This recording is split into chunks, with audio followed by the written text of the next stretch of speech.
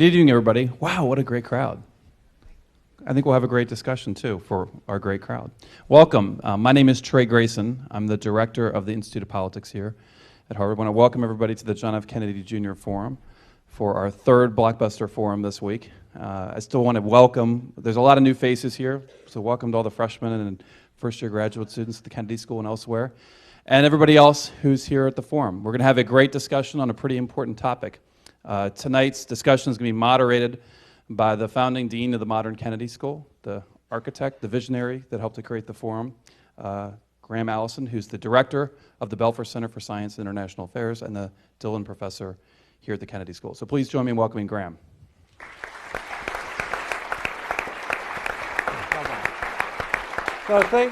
Thanks very much. We've got a great panel tonight and a great topic. The Belfer Center is one of the sister centers of the Institute of Politics here at the school, and the panelists come from the Belfer Center, among other things. You can read about their resumes in your program, but there are another 24 people who might just as well be part of this discussion and argument, a number of them in the audience, and so when we get to the audience component, I hope they'll jump in, as well as there'll be opportunities for students to or fellows or anybody else to ask their own questions. But before we start, let me propose that we remember just for a minute that this is an anniversary. It's an important anniversary here in the U.S., the 12th anniversary of the 9/11 attacks on the World Trade Center and the Pentagon that killed 3,000 people, including citizens of 90 countries. So I'd say just think for a second about maybe somebody you knew.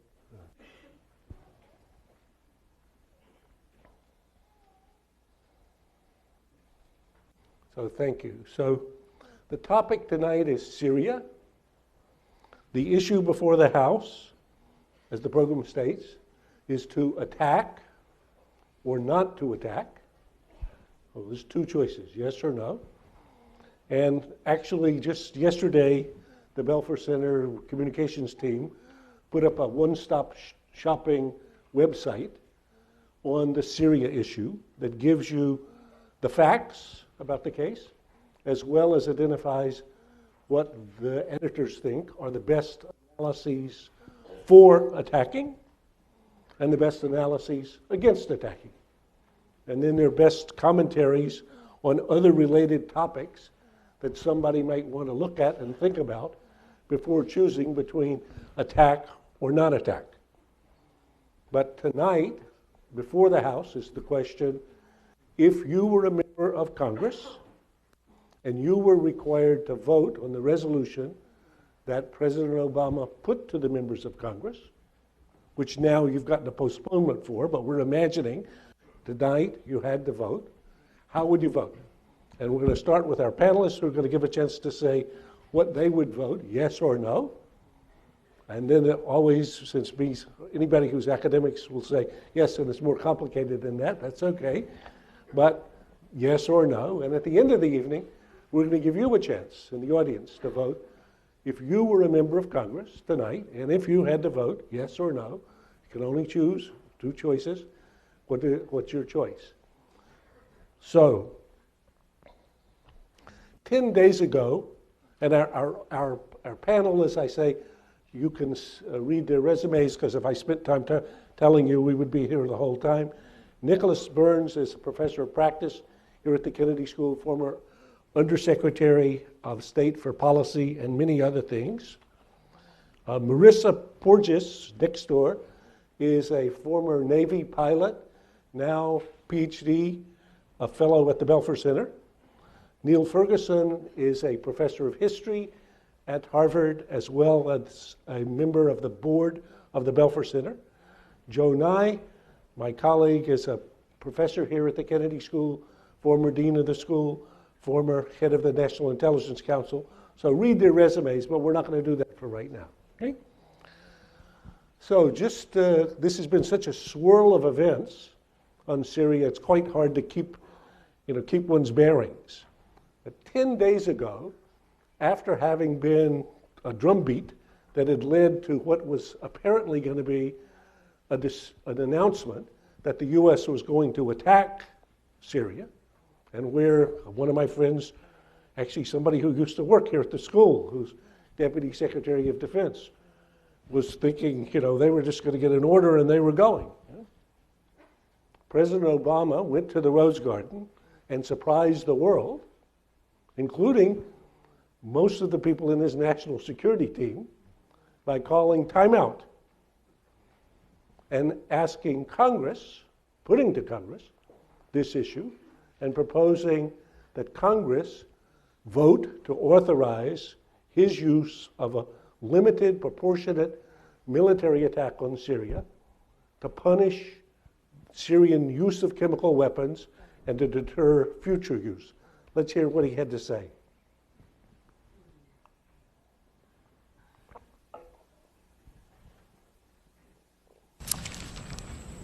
"10 days ago, the world watched in horror as men, women, and children were massacred in Syria in the worst chemical weapons attack of the 21st century. Now, this attack is an assault on human dignity. It also presents a serious danger to our national security.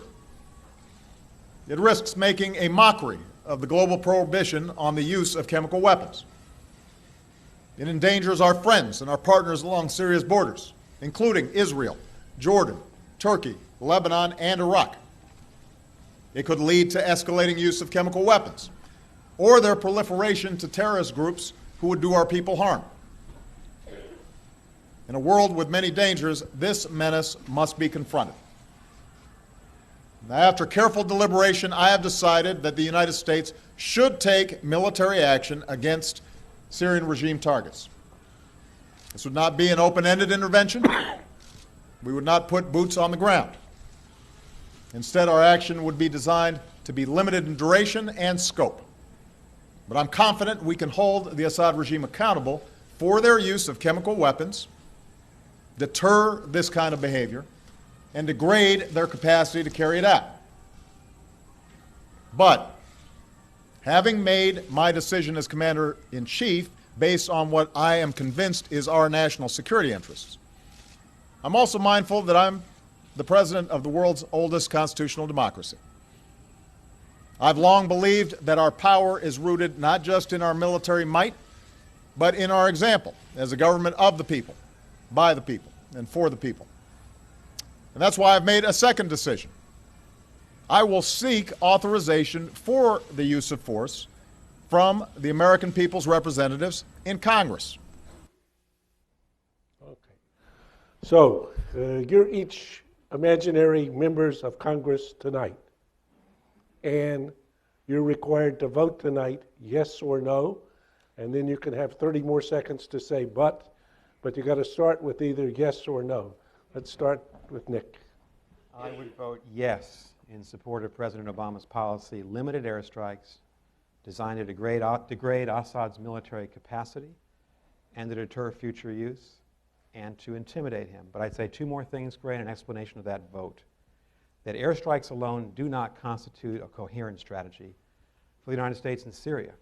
And if we're out of the regime change business, and we are out of it, there's no congressional, public, or governmental support for it, I think the United States would have to quickly pivot after the use of airstrikes to a diplomatic campaign with Russia, with the Arab states, with Turkey, and hopefully with Iran to do two things.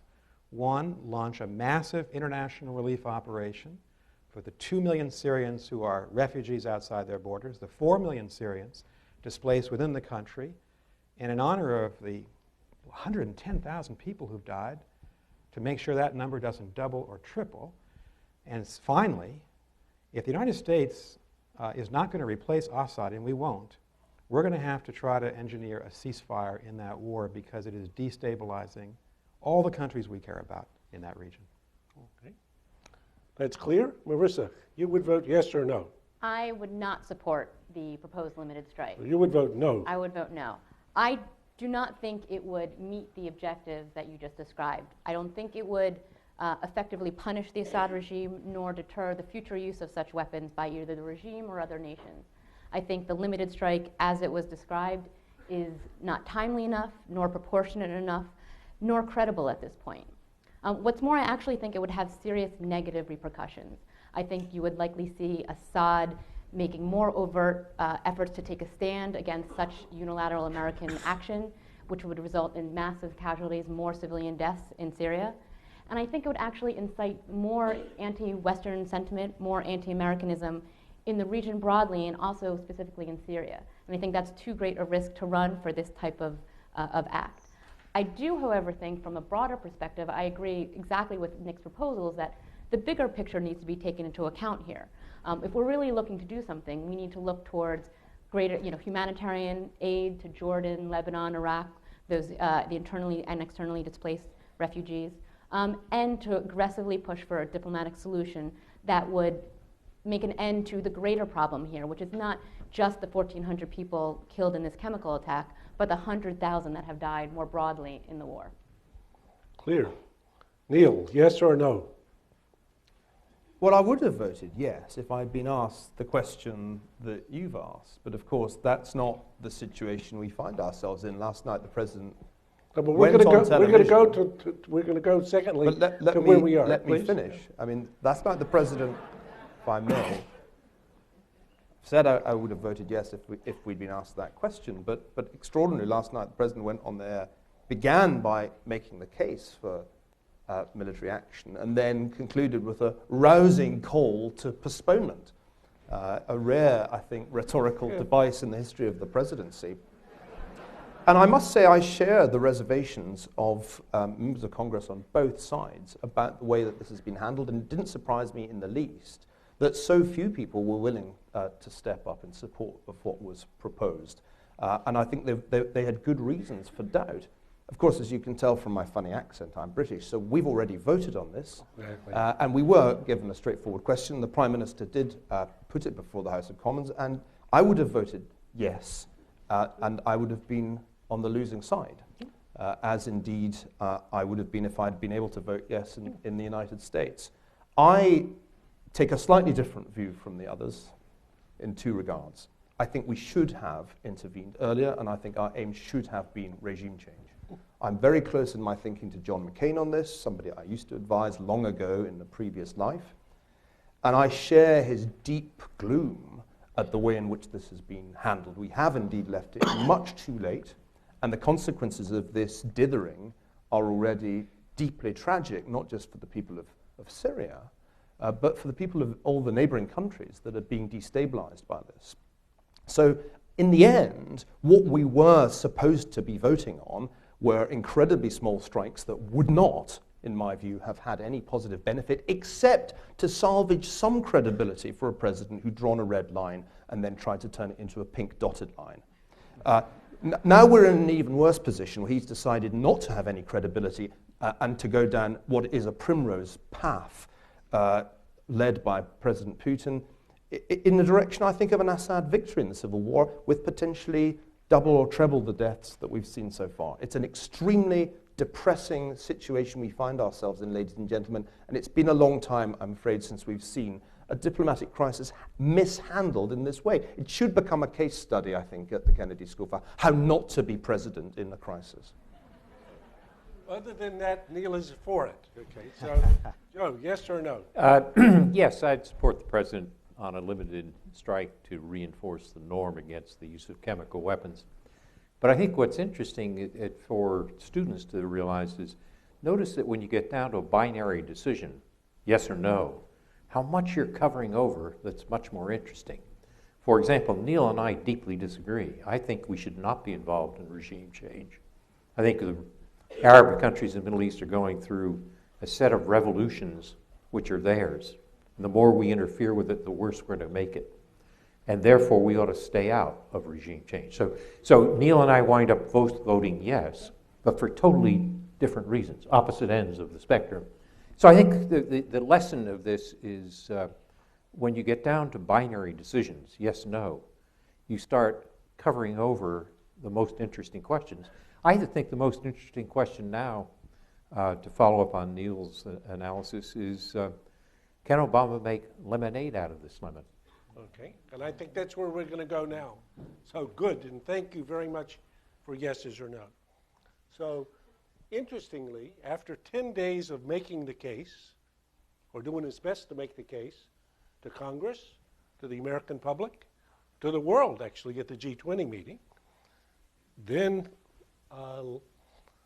last night we heard President Obama speak again on the topic. So again, let's see what he said.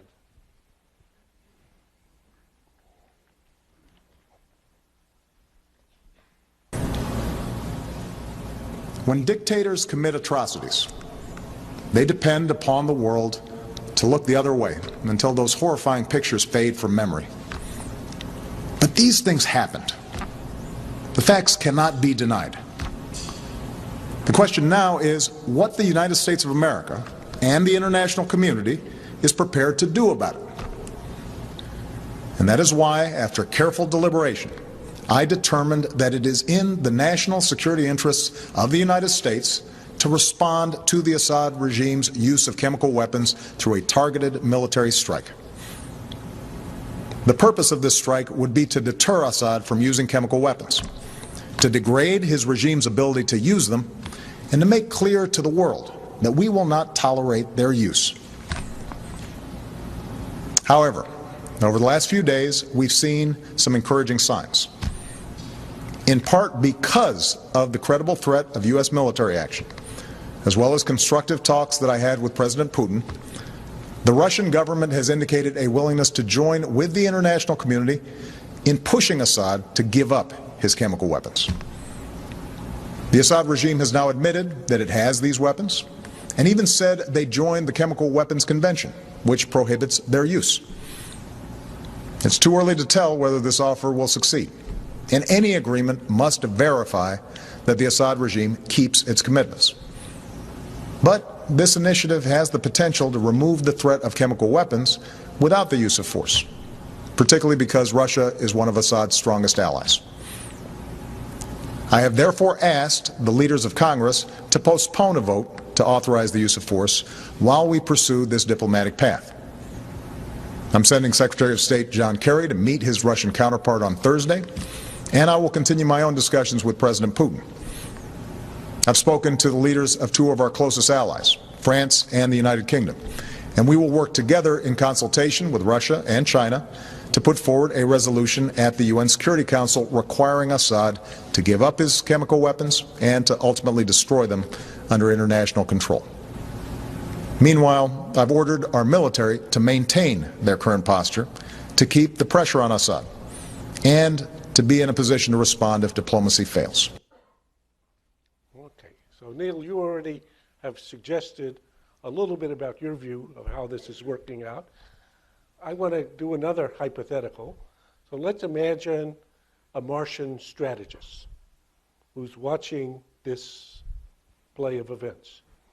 And she's now going to assess the actions of the Russians, Putin and Lavrov, of Assad, who said okay, and of Obama, who said just what he said last night. So how is she likely to rank these as strategic players in a game in which they're not all necessarily agreed? So why don't we start with you, and then we'll let the others say what they think. Yep. Well, from a Martian standpoint, the obvious game plan in Moscow is to protract what will be a complex process at the UN, embarrassing still further the United States in the process by making sure that any resolution is too soft to have a threat of military action behind it, while at the same time trying to set in motion a prolonged game of hunt the chemical weapons. This was probably once a popular game on Mars until the chemical weapons went off and depopulated that fair planet. The Martian, therefore, would bet on Putin to be Putin, to be Machiavellian, duplicitous, insincere, all the things that he has been, as one would expect a KGB veteran to be. The Martian, I think, would also expect Assad to go along with this. Assad has now transformed his chemical weapons from weapons into bargaining chips in the diplomatic game, and he, therefore, is incented to do more interviews with Charlie Rose. He does a good interview, you have to admit. Come across as a reasonable person who, I'd completely forgotten I had these chemical weapons, but now that you mention it, yes, we do have them. They're extremely widely dispersed, so it'll take about 1,000 inspectors the better part of a year. In peacetime, unfortunately, we do have a civil war going on, so that probably is going to take a bit longer than a year, but that's fine. We'll cooperate with you over the 2-year period that we'll take to identify where the weapons are. And the Martian will then look at President Obama and shake her head. Oh dear, oh dear, oh dear, what a mess you have made. And you are a lame duck president, and you've lamed yourself. Unusually, presidents usually become lame ducks because of the actions of others, but this president has made himself a lame duck by falling into a trap of his own making, shooting his own duck feet. And I don't think he's now got much alternative but to follow Putin and Assad down this path. Because what's his alternative? If they are insincere, which they are, at some point he says, this is a sham, you're not serious, I'm going right back to Congress, and I'm going to ask for those incredibly small airstrikes that Secretary Kerry promised. Actually, let's make it a firework display. Maybe Congress will support that. And Congress will probably not even support a firework display over Damascus. So to use a technical term from diplomacy, he is screwed. Okay, good. Marisa, Martian diplomacy. You agree or disagree? Or I agree in part, at least with the assessment of the proposed plan and the likely outcome. It will be incredibly hard. It's going to be incredibly hard to even come to the terms of the plan. But insofar as there's a civil war going on and the UN inspectors have already had trouble even assessing what happened in the attack, anything to do with accessing the weapons, evaluating them, destroying them, removing them, all of that, it's likely impossible. And I agree that they're being duplicitous. It's a waiting game, and they're trying to draw it out. But I disagree with the potential ability of Obama and others to use this as a tool to maneuver into a better position. I think what's been missing is more track 2 dialogue to push a multilateral response. If this can be used to draw a new line in the sand, a new red line, as it were, although we probably shouldn't use that term anymore, I think it's something that in the future could be used when it's crossed to not just have a unilateral action that is not supported by any of our European allies, much less the Arabs, much less many in Syria, but a more multilateral response. So I do think that it could be turned into a better outcome than Neil's dire prognosis. Okay, I think that Nick probably agrees with the last point you made. So Nick, can you say succinctly what your view about this is? And then Sure. Joe's, yeah? And then we're going to move to another topic. Yep. Sure. The first thing I'd like to say is that I have enormous sympathy for President Obama. Easy for us to be Absolutely. easy for us Sitting to on be the sidelines, you armchair can be critical all quarterbacks. the time. Yep. Theodore Roosevelt said, famous speech at the Sorbonne, is not the critic who counts. The credit belongs to the man or woman in the arena. He's in the arena. And I think any administration would have a tough time with this problem, number one. Number two, this is not the administration's best day. We're in a very disadvantageous position. Putin has framed this diplomatic gambit in a way that's not in our interest.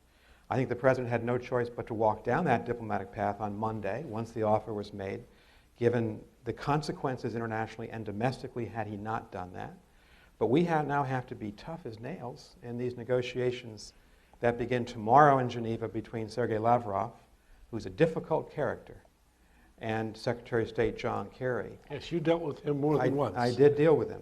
And the way I'd see it, Graham, is that the United States has to insist on the following: a very short time frame for Assad to identify the chemical weapons sites, the transfer of those chemical weapons to a reputable, credible international organization, not to the Russian government, and an enforcement mechanism so that when Syria tries to renege on the deal, I think that's very probable, the United States or France could then take military action. Here's the problem. Putin is already on record saying he doesn't agree to the enforcement mechanism. He said it publicly last evening in Moscow. That's why the president, I think, didn't lay down any conditions last night. I think he doesn't want a public fight right now with Putin. He's trying to give Secretary Kerry flexibility, as he should, but at some point we may have to walk away from this Security Council resolution that the French have drafted. The French will table it tomorrow, because I don't think the Russians and Chinese will go for it. That then brings us back to some kind of vote to authorize force in Congress or unilateral action if the United States is to have any credibility left at the end of the day. Jose? Well, from my Martian perspective, I look down and I see that here's President Obama, who's gotten himself into a box. He's made statements about red lines. He's then asked for the public opinion and the Congress to back him up. Turns out he's going to lose. If he continues on the path he's on, he loses his personal prestige. He also loses national prestige. Very costly. Then along comes this fellow over in Russia who doesn't like him much, who bails him out, who gets him out of the box. And I say, as a Martian, why in the world would he do that? And the answer may be partly to embarrass Obama, but Obama would be even more embarrassed if Putin hadn't gotten him out of this box. So maybe it's because Putin has two other objectives. He wants to keep his influence in the Middle East. He's a second-rate power, no longer a superpower. This is a place for him to play at the center of the stage. The second thing is he does worry about al-Qaeda and the fundamentalist branch of the opposition coming to power. And so in that sense, Putin has given Obama a get-out-of-your-box-free card. Now, what can you do with that? Now, so that's the strategist, the Martian strategist analyst's view of the two situations. What can you do with that? If I were Obama and playing his hand, I would say, don't demand Chapter 7 under the UN, which involves mandatory action, military, or allows that action, making it legal. Just go for a modest resolution under Chapter 6. Assad should give up his weapons or let the UN take care of the weapons. It's going to be very hard to do that. There are more than 40 sites. We don't know where they all are. There's a civil war going on, and so forth. So will that work or not? Not clear. You may not actually have to get all those weapons to accomplish Obama's objective, which is to limit them and deter their use again. And if it doesn't work, in other words, if that stretching out doesn't work, then you've got to make sure that Obama plays his hand in such a way that he doesn't allow somebody to restrain him, whether it's the UN or the Congress. So Obama uses Putin's get-out-of-your-box-free card to get a UN resolution which appears not to have a bite, but which stretches out the situation on chemical weapons in such a way that they're not usable. But if Assad, in desperation, violates that and uses them, Obama then goes and does what he said, strikes. If it doesn't help Neil, who wants to overthrow Assad, since I'm not in that business, but in the business of deterring the use of chemical weapons, it actually is not a bad strategy. Okay, 15 seconds, Neil, and then read the next question. I'm not the only person trying to overthrow Assad. That's why there's a civil war going on. And the problem about this analysis is that it assumes everybody stops while the diplomatic charade plays out. But in fact, the civil war continues and probably escalates because Assad now has a green light to use everything else except chemical weapons to try and win this war. And the Russians are in a perfect position to help him do that because the world is watching this diplomatic farce. So my concern about where we are at the moment is that at the very least the civil war is going to continue. And as Nick rightly said, the ramifications for the region are already deeply destabilizing. Look at Jordan, which is probably proportionately the most affected by the refugee crisis. While Obama is sitting saying, oh, I'm out of my box, and the Martians are going, he's out of his box for free, this crisis is going to go off in a whole bunch of different directions. And guess who is really impotent? The President of the United States. And who's the power broker? The second-rate power. The Russians have put themselves in the position of being the brokers, but they're not impartial. They're on one side in the civil war. So, I mean, much as I love to agree with Joe, occasionally we do, on this one, I mean, this is not a get-out-of-jail card. It's nothing like it. So here we're having a debate among policy wonks, and policy wonks love to debate with each other or to discuss.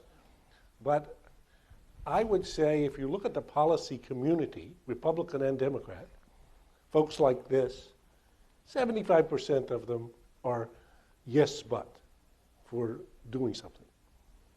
About at least 75%. There's another population in the country, though. It's called Americans. And what about the American people? So we used to have a great colleague here from whom all of us had a chance to learn, Ernest May. And we had a discussion here in the forum back in 1995 on lessons of Vietnam as they relate to decisions to attack people or go to war. And Ernie argued in that, we're going to see a clip here, that the conduct of foreign policy when attacking countries or making war is not primarily a conduct of relations with other governments. It is primarily a matter of domestic leadership. So let's hear what Ernie said.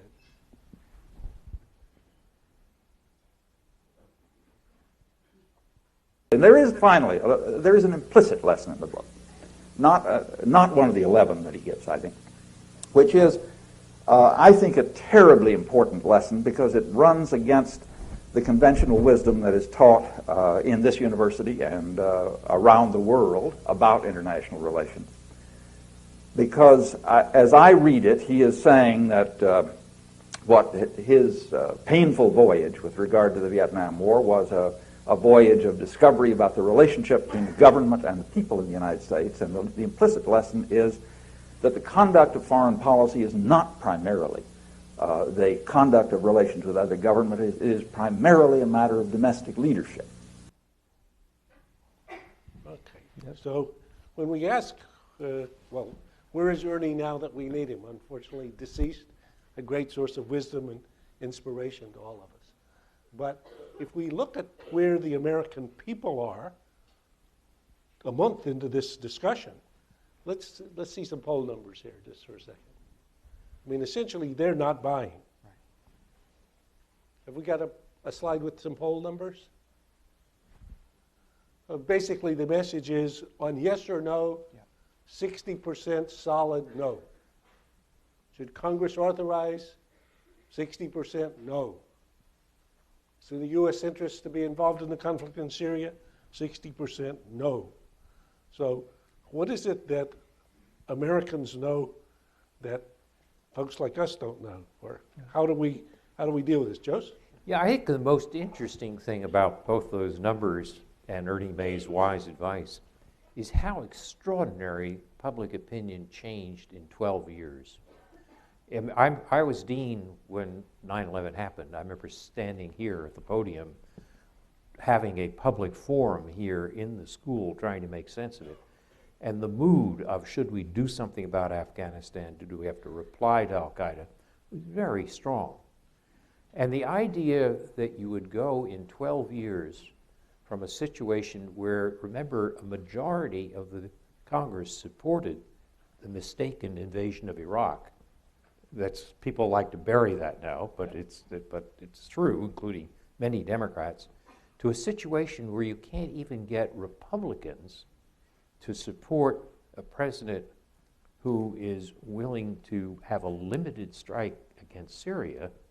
What an extraordinary shift that is. And then you go back to the history and you say, we've seen this before. America goes through cycles like this. After Truman in Korea, Eisenhower pulled back. After Vietnam, where Kennedy and Johnson got us overextended, you found Nixon basically pulling back.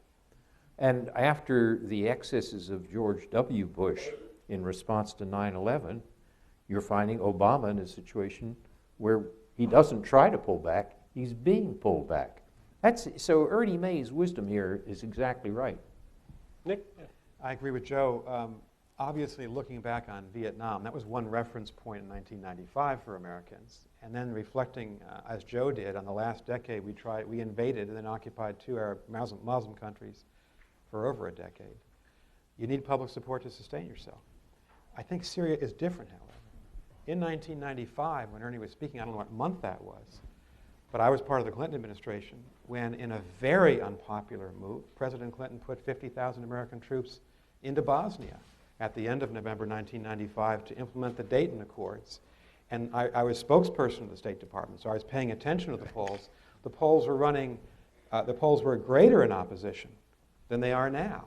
But in a limited use of force, I think we have to ask the president to use his or her best judgment. And I think if the president had taken action 2 weeks ago and not asked the Congress to authorize, people wouldn't have been, in favor by wild percentage points. But a president would have exercised his constitutional duty. He would have backed up his own threats to Assad, and he generally would have had the support of a lot of countries around the world for a limited action. So I think there are some lessons, and sometimes presidents have to do what they think is right. I also disagree, but for a slightly different reason. I think the Syria case is very different than things were 12 years ago. So I think some of it is a shift in general public perception. Americans are generally tired of intervention and the rest. But I think that the case has not been made in this instant, the case for why this impacts U.S. national security, why it is directly affects us and our interests. I don't think that case has been made strongly enough by the administration. So I think that is one of the key reasons why you have seen so much opposition to this type of intervention. Because I think when it is explained, it's presented as we're trying to preserve an international norm. We may be flouting international law to do so, unilaterally as well, but that's the role we should play. And I don't think that is, after 12 years of war, persuasive enough for the American people. And I would also take another tact on this type of question when you're looking at the perception of domestic leadership here. I don't think that this single issue will entirely undermine the president's credibility writ large with regard to national security. Yes, right now we're embroiled in it. Yes, it's on everyone's mind, the front pages of the paper, and all we're thinking of is what is Iran thinking? What is North Korea thinking? What is Russia thinking? Will it impact the president's ability to take any decisive action if we are directly threatened? But I think in the long term, this will be a blip on the radar, the same way it will be for the British when they overruled the intentions of what the politicians thought and then the people didn't agree. Because I think at the end of the day, we'll look to what's been happening over the past 10 years, aggressive action by the US, unilateral in some instances, and it has continued under President Obama. Unilateral drone strikes in Yemen, North Africa, elsewhere. The ability, the willingness to go into Pakistan with special forces and target bin Laden. I think those instances will hold sway in the long term when our allies and our enemies are looking to what kind of credibility the US administration, this president, and future presidencies has. Okay, Neil, let me come finally to you with this one, because last night when we had this discussion with Richard Huss, where you were here, I quoted the op-ed that Peggy Noonan had in the Wall Street Journal this weekend. Very thoughtful op-ed, in which he basically is making the argument that there's a huge chasm that's emerged between, as she takes a shot at the so-called wise men, maybe here she would have, with Marisa here, she would say wise men and women, and America. And she says, notice, guys, the wise men's credibility is substantially diminished, and by the president going out and arguing, or folks like us making our arguments, somehow it's not selling. That is to people. So what do you make of this? Yeah. Well, wise men, when they're addressing the American people, should not use the word norm, because in many parts of the United States that's a name, and people are still trying to work out why they should go to war for norm. I mean, that's Harvard Law School talk. And I do think, again last night, the president made his argument to the American people in language of excessive complexity. He made an argument that was far too elaborate, and which in fact involved a 180-degree turn from arguing for action to arguing against it. I mean, I don't blame the American people for being baffled and unconvinced. But I want to echo something that Joe said. There is a pattern here which is very distinctive to the United States. I wrote a book called Colossus around about the time of the invasion of Iraq, in which I said that the United States is bound to fail as an empire. It has imperial impulses for all kinds of reasons, but it's bound to fail because of three deficits. There's a manpower deficit because Americans genuinely don't want to go and spend time in hot, poor, dangerous countries. Especially if there's diarrhea. There's that. There's a fiscal deficit, and that even in 2003 was already a headache. Think of it now. The biggest deficit is the attention deficit. And Americans just lose interest after a while in just the kind of cycle that Joe describes. But what's wrong with that? The problem is, if we lose interest in the Middle East, which we're in the process of doing, enough already, what is going to happen there? Exactly what always happens when Americans lose interest. Americans lost interest in Europe after World War I. Enough with Europe. But the longer you leave the problem, the worse it gets. Until finally, from a much less advantageous situation, you have to do something. And that's what's going to happen here. Not under this president, because I think he has blown it. But under his successor, let's assume it's Hillary Clinton, who has clear memories of the 1990s. Yeah. I can well imagine a situation in which, after the break-up of Syria, which is where we're heading, disintegration of Syria is going to make the disintegration of Yugoslavia look like a teddy bear's picnic in terms of mortality and in terms of regional ramifications. Why? Because the breakup of Yugoslavia involved the sort of death throes of a certain brand of Slavic nationalism. The breakup of Syria involves sectarian conflict between the Shia and the Sunni and radical Islam. The stakes are much higher, the death toll will be higher, and the regional destabilization will have far greater implications for the United States than anything that happened in Bosnia, much less Kosovo. So eventually, after we've turned away from this, and the American public's going, no, la, la, la, la, la, I can't hear you, who's norm? Eventually, it will be necessary to go and sort this mess out, but only after God knows how many people have died. Notice, by the way, more people have died in the Middle East violently during the Obama presidency now than during the Bush presidency. Okay? So doing nothing and saying, I don't do intervention, can end up costing more lives than having a clear strategy, which after 9/11 Bush did. You may not have liked it, but there was a clear strategy to intervene and to try to cause a democratic wave in the Middle East. That was the strategy of 2002. In the absence of a strategy, and my main criticism of Obama has been all along that he has no foreign policy, there is no strategy, we have ended up with a higher body count in the region, and it's going to keep going up this year and next year. If you don't believe me, look at the IISS database. The numbers are truly shocking. Okay, I don't think we're going to resolve this issue, and I don't want to refight the Bush administration debates this way and that tonight, because I want to keep us focused on Syria, and I want to get to the audience. There are microphones on the floor as well as in the loges, but I want to call on the Harvard has so many fantastic folks here that are relevant for this topic. I want to call on Gary Seymour first. Gary is the new Executive Director for Research at the Belfer Center, and until about 4 months ago, he was President Obama's czar for weapons of mass destruction in the White House. So this would have been in his inbox. Gary, you comment on whatever you want to, and then put in any question you'd like. Well, the first thing to say is I'd be very happy this isn't in my inbox. You're often asked to make the best of a bad situation in government, and I think the immediate challenge facing the administration is whether they can make the Russian proposal effective or expose it as a fraud in a way that frees the president to take military action without going back to Congress.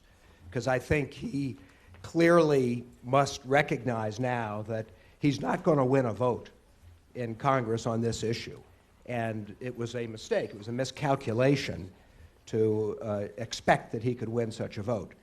So if you're confronted with the need to either make the Russian proposal work or expose it as a fraud, which I think it is, because the Russians won't support the kind of strong threat of military action that would force Assad to actually give up its nuclear weapons, you've got two choices.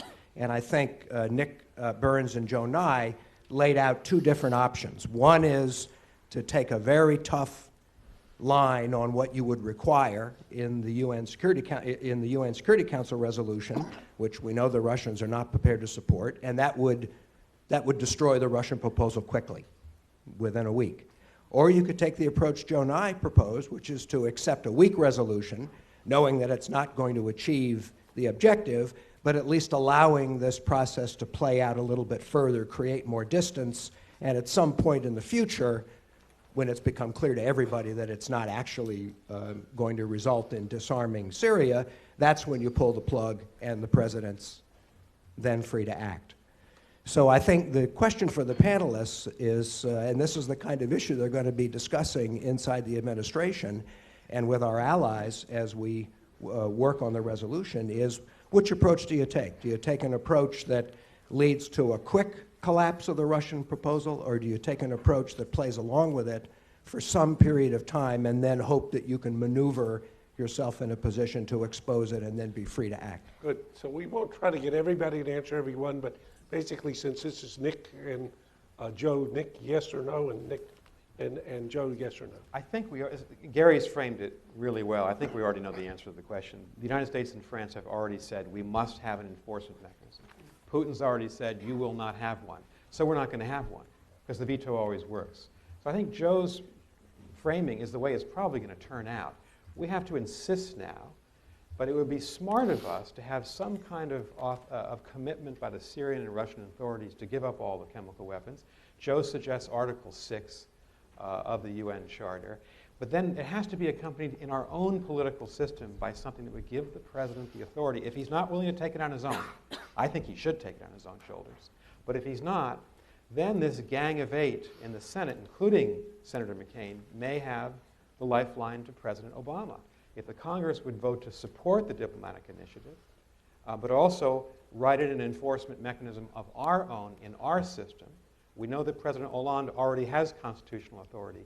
That would then allow the United States to have the Article 6 resolution in the UN that Joe's talked about, but in our own system, the authority for the president to go ahead and use force should we have to down the road. Nick, I think that's where we're heading. Make sure your proposition is he's going to try to get a congressional, both houses of Congress, to authorize this, to allow, that's what you said, unless I missed. Yes. Yeah? So you think it's realistic at this stage, given that there didn't seem to be the votes there last week? I mean, presumably, when he was thinking about the options for the speech last night, one group said, let's ask for the vote now, because it's only the threat of force that's actually got us to this point. That's a good argument. He made that argument. And somebody else said, I've been counting heads, and I don't think now is a good time to take a vote. Yeah. So is he going to get a vote? If he didn't get a vote now, he's going to get a vote, positive vote from Congress later? I don't know. My position is I wish the president would take this authority. By himself, I think he's yeah. got it, and use it. And use the threat of force to hold Assad's feet to the fire as this very long and laborious process plays out of identifying the chemical weapons, sending hundreds of inspectors in. You know, it's taken us 15 years to destroy our own chemical weapons. And the Russian program is now 21 years in. So we need the enforcement, whether Obama takes it on his own, whether Or asks for McCain, Congress. whether Congress gives him, in part of a diplomatic resolution, an enforcement mechanism. We need something. He needs something in order to have an effective policy. Okay, Joseph? Obama wanted to use force for a limited purpose. He tried to do it with international legitimacy, even though it was illegal. He was going to follow the Kosovo precedent or other precedents, which is you do something which is regarded broadly as legitimate, even though not strictly legal under international law. That failed. He couldn't put together a coalition of the willing that was even as large as George W. Bush. So he's then suddenly stripped away with no international legitimization. And he then responds by turning to Congress, well, let me get some domestic legitimization. And all of a sudden he realizes he can't get that either. And then along comes Putin to bails him out of this. My proposal is let events happen. Make time play in your favor. Go ahead on the path you are now and sue. And if you demand or require a one-week resolution, a tight timetable, you're back in the box you put yourself in the first place. Let events occur, and when it proves that Assad hasn't done anything about his chemicals or is balking, then Obama says, I now am exercising my authority as commander-in-chief to get rid of these weapons or to strike in relation to these weapons, as I always said I would. And you say, where's your legitimization coming from? It's back to international legitimization, because in the meantime, the UN But security... without a congressional. Without a congressionalism, the UN has passed under Chapter 6 a resolution saying Assad must do this. He doesn't do it. And Obama then says, I have constitutional authority under the War Powers Act to do something like this, and I regard this as something that's within my powers as Commander-in-Chief. Okay, we're on the floor. Introduce yourself, quick questions with a question mark. Chuck Hogan, formerly Chief Near East South Asia and the Operations Director of the CIA, and formerly Chief of Station Amman. I'm going to present an unpleasant truth. I was a member of a short-lived Iranian-American Track 2 dialogue, the centerpiece of which was a conference on the Iran-Iraq War. And we had a huge dump of documents from the National Security Archive. And what came out of these documents was the extreme position of the United States in favor of Iraq, although we claimed our neutrality. And one of the issues that arose during this period was the gassing of Kurdish civilians at Halabja, and more importantly, the gassing of Iranian troops in the spring of 1988, which led to the Iraqi ascendancy and the turn of the war in Iraq's favor. So in terms of order of magnitude, this was far graver than the August 21st event. And so I think we should keep this perspective in mind, because what did we do? Nothing. The faintest of slaps on the wrist. Okay, anybody want to comment on that briefly? Only very briefly. Yep. Yeah, no, I do think it's a great point, and it's a really important point to remember, because I think we're going down a bit of a rabbit hole. I think by focusing solely on the chemical weapons and the incident of August 21st, and yes, we're looking at how to buy time just for that limited strike, just to deal with the chemical weapons. We're not looking at the bigger picture here, the broader problem of 100,000 people who've been killed by conventional weapons, an ongoing civil war that's likely to get more bloody. And as Neil said, how that's going to affect regional stability, Al-Qaeda in the region, and other issues. So I think the biggest benefit of the buying of time is not just that it'll give the president time to step back and then use his own authority perhaps later to respond in a limited way, but I think it gives us time to really look at the problem as it stands and respond effectively, not just with military force. Again, we go back to humanitarian force. We don't have diplomats there. We haven't had diplomats in a year. We're not exerting any influence to try to change the game on the battlefield with regard to the political dynamics of this, how to reach a settlement. And of course, there was at a point discussion of arming segments of the rebels to even the playing field so that the political settlement could be reached more easily. And I think these are the discussions we should be having, not just how to deal with the UN resolution or the chemical weapons, but more broadly, are we going to do anything with the Syrian problem as a whole? Quick comment. Our hypocrisy and inconsistency on this issue, you're absolutely right to raise. I'm also glad you raised Iran, because we haven't mentioned it enough in this discussion, but it's really the most important piece. The main beneficiary of what has happened here is not, in fact, Assad. It's Iran, because the US, having to a large extent damaged its credibility on the issue of chemical weapons, has almost no credibility in the eyes of regional players now on the much more serious issue of Iran's nuclear program. And that is going to be in the in-tray pretty soon. And I really do not like to think of how Obama is going to get anywhere on this issue. I spoke with friends in Israel today. There is a general perception that Israel is on its own on this issue. And there's another red line, which we mustn't forget, which is Prime Minister Netanyahu's red line. Increasingly, the probability is that regional players are going to take their own measures to deal with the Iranian nuclear program on the ground that the US is incapable, under this president, of even dealing with chemical weapons in Syria. Okay, in the loge, please. Thank you. My name is Sita Gofard. I'm a junior at Harvard College, and it's an honor and a pleasure to hear you all speak. I wanted to ask you about an argument that I hear very often from congressmen and congresswomen speaking on TV in regards to their opinion on Syria. And one of the things I've heard the most is that we should not intervene militarily because we don't know who the rebels are. We don't know what type of government may succeed the al-Assad regime if we try to intervene. And some of these rebels may be tied to al-Qaeda. And I wanted to hear your assessment. What how strong of an argument do you think that is? And do you think it is strong enough or serious enough or realistic enough to totally rule out the possibility of sort of military intervention in Syria? If anybody wants to do a short answer. Sure. You saw the way that President Obama framed this over the last 2 weeks. He did not frame it as support for the rebels. And given the disputatious nature of the rebel movement and their divisive and the increased radicalization of the rebel forces, I don't think that would be a winning argument in front of the Congress. So the President framed it very narrowly on enforcement of the chemical weapons prohibition. And I think that the point that Marisa and I have both made now has to come into play. Where the United States can make a difference is in leading a greater humanitarian effort. And if we're not in the regime change business, I'll just repeat a point I made before, and we are definitely not, then I think that we should use our influence to work with others in the region to try to bring the war to a halt. That doesn't mean there's going to be a political settlement, but some kind of ceasefire. Incredibly difficult to do that.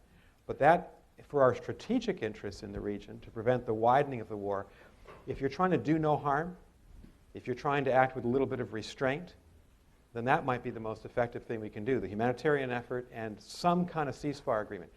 Now, to link that to Iran, we won't get a ceasefire unless we talk to the Iranians, bring them in. I agree with Neil. We've set a very bad precedent in our behavior in Syria looking towards the Iran problem. Prime Minister Netanyahu broke his silence today, and he came out with a public statement connecting Syria and Iran. So we need to show some toughness, as we've all been saying, I think, at the front end of this on chemical weapons, so we have some credibility on the Iranian issue. I think it's a great question, and one thing you may want to check out on this website, the UN put out a statement today accusing both sides in the conflict in Syria of war crimes and crimes against humanity, both sides. The gentleman in the loge.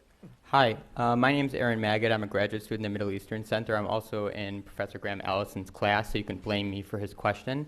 I have a question specifically for Professor Ferguson. You mocked, to a great extent, President Obama's handling of the war, and you were a bit glib about it. And you proposed regime change. So I'm trying to figure out, it's like very easy to be skeptical about someone else, but I have a few questions about your proposal. So how is regime change going to be done without massive civilian casualties or a massive amount of American soldiers killed on the ground or America's image destroyed again or without allies like Israel, Jordan, or Turkey being attacked? So with the same level of scrutiny that you displayed towards President Obama, can we also see that towards your plan? Good. That's true. Neil, I think that's a question for you. I'm very happy to answer it. I think there's some failure to understand what is unfolding in the region and has been unfolding since the fall of Saddam Hussein. That is the collapse of a series of tyrannies that one could call a democratic wave. And the United States, I'm not proposing for a second that the United States should be sending in the 82nd Airborne and rerunning the Iraq war in Syria. My argument has been consistently that there was a need for a strategy once the Arab Spring began. Actually, there was a need for a strategy when the Green Revolution in Iran happened, and that strategy had to be decisive. Were we going to be supportive of this revolutionary wave or not? Because as we've seen in Libya, really small amounts of support, or in Egypt, no support whatever, could suffice. Regimes have been changing, in case you hadn't noticed, rather frequently. I have noticed. So it's not as if one needed, when this process began, to send enormous numbers of ground troops. Assad was reeling. He was extremely close to falling. But once again, the president, who has no strategy, has had no strategy since the Arab Spring began, other than not to be George W. Bush, did it. By the way, to go back to the So what do you question, propose? Can I just finish, since you asked an aggressive question? Which is perfectly, as long as it's polite, it's welcome. Yeah, good. The opportunity to act when the Free Syrian Army was not being infiltrated by al-Qaeda and other non-Syrian actors was passed up 2 years ago, as I said at the time, and as others said at the time. We are in this mess. We have this high body count because of a lack of strategy of inaction, of Hamlet-like indecision, the culmination of which we saw last night. I do mock it, because I was mocked last year when I wrote a piece for Newsweek, if I may finish, arguing that there were two central problems with President Obama. Number one, a very poor grip over Congress, including his own party, and number two, a complete lack of any strategy for the Middle East. I was mocked, and I was right. But you haven't proposed what you do. I'm still waiting for an answer what you would actually do. Do you support sending in ground troops? What you're saying he's wrong and I was right, but what do you want to do? Either a year ago or now. So you have created this mess. I presume you're a supporter of the president, and you now want me to sort it out. Very well. I understand you come to me now. It would have been smarter to have listened to the critique I made of the president's policy at the beginning of all of this. But since you come to me now, I can tell you, it is now too late for the United States to intervene decisively in the Civil War. The Civil War will run its course as civil wars do. And finally, when the body count has doubled or trebled, we will participate, probably in the kind of diplomatic process that Nick is talking about, in the partition of Syria. And I hope you will be satisfied with that outcome, because it was avoidable. Okay. Gentleman in here. Hi, my name. You're good. It's working. My name is Christian Pico. I'm a Stanford grad, but I find Cambridge pretty nice too. That's okay. The weather will get worse. Wait till February. So my question is to those who answered yes to bombing. Since you're concerned ostensibly about alleviating human suffering and punishing those who develop or utilize chemical weapons, I'm just wondering whether you would also similarly advocate punishing, say, the Harvard University Chemical Engineering Department, which developed napalm in 1943, or say the Dow Chemical corporate headquarters, whose product dropped 388,000 tons of napalm bombs on Vietnam. And this still kills thousands of people every year. It could be economic sanctions. You wouldn't need Tomahawk missiles. So just, if consistency and credibility regarding alleviating suffering is so important, would you similarly advocate punishing those groups? Who wants to try that? Your turn, Joe. All right. I think it's a bit of a red herring, frankly. You're dealing with an issue of what do you do in policy terms with the situation now. If you set yourself a principle that you're going to alleviate suffering all over the world, and then essentially, why aren't we doing more in the Congo or the Central African Republic? There are all sorts of... My basic point is that we cannot go into other countries and manage them. The whole counterinsurgency, rebuild states, nation building is a profound mistake, which is why Neil and I disagree. The idea that we could have, if we'd had a strategy, changed these revolutions in the Middle East, I don't think we could have. I don't see this democratic wave that he sees. And therefore, the idea that you have to be perfectly consistent, including going back to issues of the 1960s and ask how you're going to punish long dead or emeritus professors in chemical engineering, strikes me as totally irrelevant, because I don't argue for that type of petty consistency.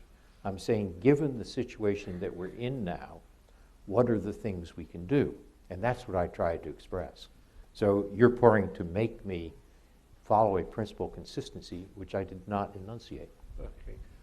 Please, this gentleman. My name's Bill. I'm here as an interested citizen. All right.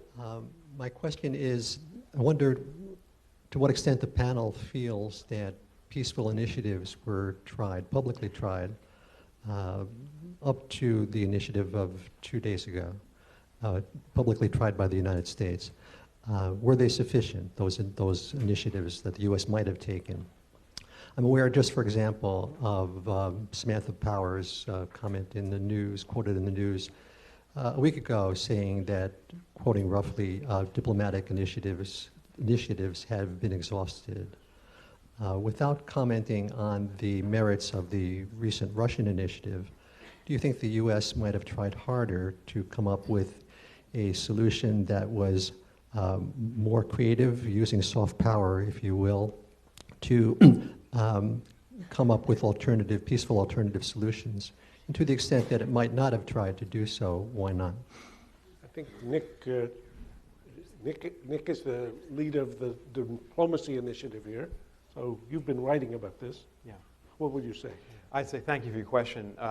I think that Secretary Kerry made a genuine effort last year to try to work with the Russian Foreign Minister Sergei Lavrov on some kind of political arrangement that would have given greater humanitarian support to the innocent people suffering and would have led to some kind of political process that hopefully might have lessened the effects of the war. The Russians stood him up. And the Russians have used the veto, and the Chinese have hidden behind the Russians at the Security Council consistently on every humanitarian intervention issue as well as political. So I think the administration made its effort and determined it couldn't work with the Russians and Chinese, and you've seen the policy since then. We talked earlier about the solution. I don't see a solution in the Security Council, ultimately. I think the solution is going to have to come in some ad hoc coalition afterwards. Who would be a member of that coalition? Turkey, certainly. Saudi Arabia and the Emirates. Iran is a possible member. If you want to be creative and diplomatically, a possible member of that coalition might be Iran. On the humanitarian issue, greater support, and on a ceasefire issue. And so I think there is room for creativity here. We're going to be in nuclear negotiations with the Iranians in 5 or 6 weeks. That's far more important strategically to us than what's happening in Syria in terms of our relationship with the Syrian government. So why not try to work with the Iranians in both places and test them? We haven't had a significant conversation in 34 years. It might not work, but we've got very little to lose on the Syria front by testing the credibility of President Rouhani. Interesting that President Rafsanjani criticized Assad. He was then pulled back, but it's interesting he did it. Interesting that President Rouhani has made statements recently against the use of chemical weapons without naming the Syrian government, referring to the Iranian experience at the end of the war with Iraq. So there may be some openings that we should pursue with Iran, as well as the other regional parties, to be creative here. Good. This lady in the loge, please. Hi. First, I'd like to thank you all for being here this evening. My name's Molly Burson. I'm a sophomore at the college and a member of the JFK Junior Forum Committee. And tonight I'm going to be asking the official Twitter question. How should the president respond to isolationist views that President Bashar al-Assad's military regime presents no threat greater than any other threat our security faces on a daily basis, especially considering our relatively massive military power? Okay. Who wants to try that? Well, Answer in 140 yeah. characters. Yes, 140 characters is all you get, Judge. Yeah, I think people are making a mistake if they characterize this period as isolationist. Look at the other part of the world, which is Asia, which is the dominant part of the world, the most aggressively growing part of the world, and notice that the president has announced a pivot or rebalancing toward Asia, and that the United States is reinforcing its position and alliances in Asia. That's not isolationism in the sense that we had it in the 30s. You could argue that what we're seeing is a retrenchment, and that this is very similar to what Eisenhower did in the 50s. Eisenhower was not an isolationist, but he refused to stay in Korea and accepted a stalemate. He refused to come to bail out the French at Dien Bien Phu in 1954. It was a retrenchment, mainly a change in strategy. So again, Neil and I are friends, so we're differing tonight, but it's more fun to differ openly than to paper things over.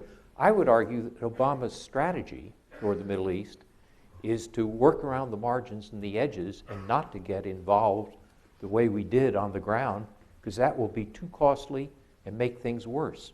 And in the meantime, focus much more heavily on East Asia, which is the heart of the world economy.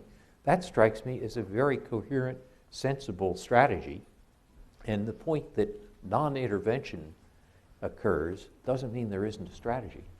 And doesn't mean that it's necessarily isolation. And it's not isolationism. Certainly Eisenhower was not an isolationist. Right. That was definitely more than 140 characters, Judge. Well, okay.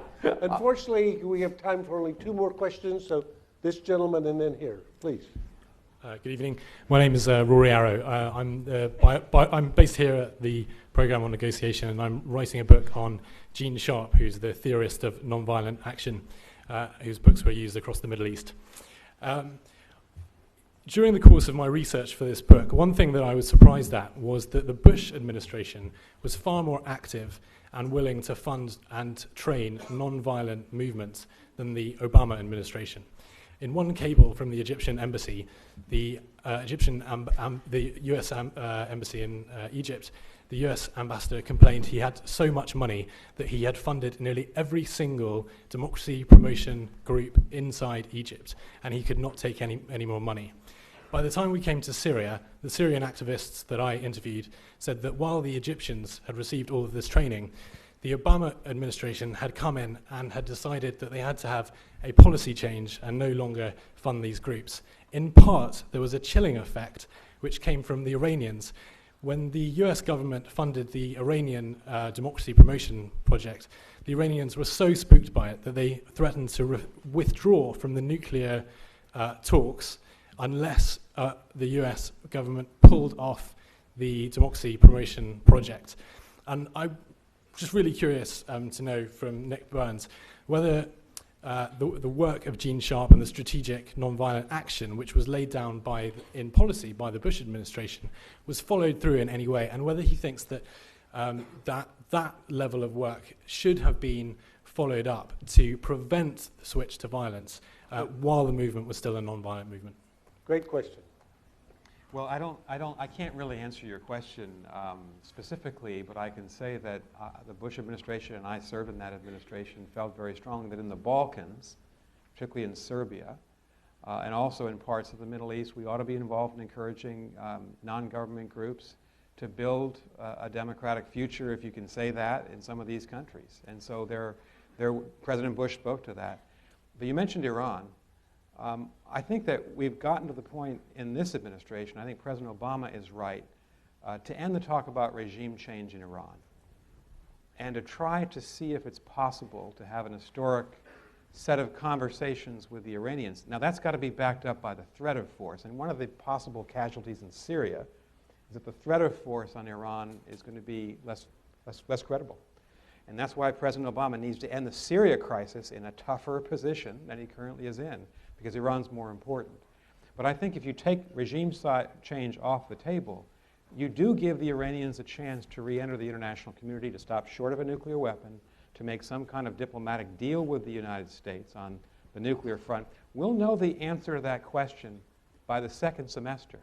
If talks start in October, November, I think there'll be extended talks. But as the President and Secretary Kerry have been saying, we don't have all the time in the world for those talks. Nick, do you think that strategic nonviolent action is a realistic alternative to military action? Do you think this administration thinks that? Do you think that a realistic alternative to military action is support for nonviolent? It depends on the country you're talking about. Every country is going to be different. Okay, this gentleman gets the last question. My name is Henry. Sorry, do you hear me? My name is Henry Dahir. I'm from Lebanon, and I have lived through the whole civil war. So my question is, I think the word limited is a very dangerous word, because it could be limited from our perspective, but it could be enough for the rebels to make their attack and topple the government, and it would become a messier environment after that, number one. And number two, why now we are suddenly reacting about, I mean, of course, August 21st is a major event, but also at the same time, back in March, there was another chemical attack in Khan al-Assal. No, but we did not hear about it. And number two, 2 months ago, using American bulldozers, American tanks, we attacked 500 people in Egypt that they were in civilians, that they were in a camp. We attacked them and we killed 500 of them. But was it the case there because if it's a Saudi-led coup, so we did not raise any issue about it? Neil?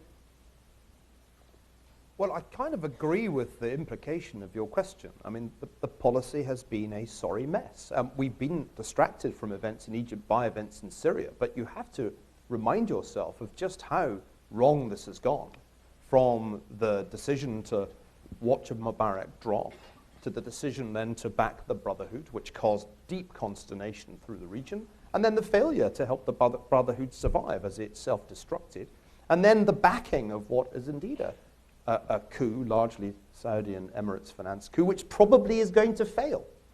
And the most populous country in the region is teetering on the brink of the kind of things that Lebanon saw for all too many years. I have to say that the ultimate indictment of this president's failure will be to see the fate of Lebanon, that protracted civil war that tore your country apart, occur in the entire region. And there is a very serious danger of that happening right now.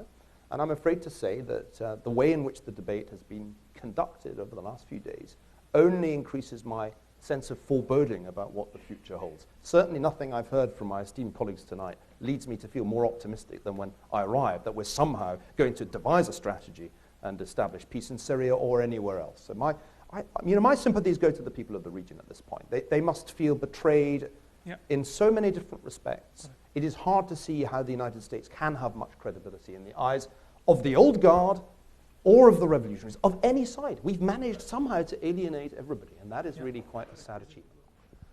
Okay, so I'm very sorry to have to bring this to a conclusion because we could continue for quite a long time. I think they've been excellent questions, and actually it would be worth, certainly for our gang, doing another round for ourselves on, okay, so if the likely future is Lebanon for the region, or continuing revolutions in which the U.S. impact will be at best at the margins, what do we think about that? And does anybody have a better idea than just letting that happen? Okay, so I would say there are huge questions here for students in the school. What a fantastic opportunity of things to think about. Absolutely, and I think there's no question that there's no monopoly of wisdom on these topics in Washington or in Congress or indeed even here at Harvard. So tonight, as I told you at the beginning, you get a chance to vote as if you were a member of Congress. And in Congress, you get to choose only two choices, yes or no. And the resolution before the House is the resolution that President Obama put to members of Congress, which is to authorize the president's using armed forces to prevent or deter the use or proliferation of chemical weapons. You can vote yes or no. If you want to vote yes, you push 1. If you want to vote no, you push 2. And you've got 30 seconds to vote. Make up your mind if you want to be counted. You want us to vote? Yes, please. You're welcome. No, you can just, if you just push 1 or 2, How many times can it's I do it? supposed to Is this register. Chicago rules? No, and It only works once. Even though Joe's accustomed to voting early and often, your machine will only vote once.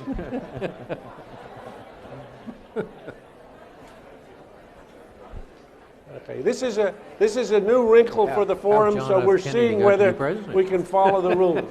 Chicago rules? So let's see what happens.